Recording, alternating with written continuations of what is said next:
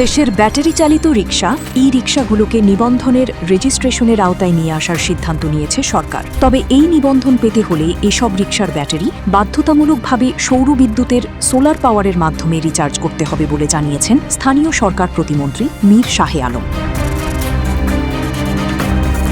সোমবার 17ই আগস্ট সচিবালয়ে আয়োজিত এক অনুষ্ঠানে সাংবাদিকদের সঙ্গে আলাপকালে প্রতিমন্ত্রী এই নতুন সিদ্ধান্তের কথা জানান। মীর শাহে আলম স্পষ্ট করে বলেন, সৌরবিদ্যুতের বাইরে জাতীয় গ্রিডের বা অন্য কোনো উপায়ে চার্জ দিলে সংশ্লিষ্ট ব্যাটারি চালিত রিকশাকে কোনোভাবেই নিবন্ধন বা নবায়ন দেওয়া হবে না। এমনকি সৌরবিদ্যুৎ ব্যতীত অন্য উপায়ে চার্জ নেওয়া রিকশাগুলোর বিরুদ্ধে কঠোর জরিমানার বিধানও রাখা হচ্ছে।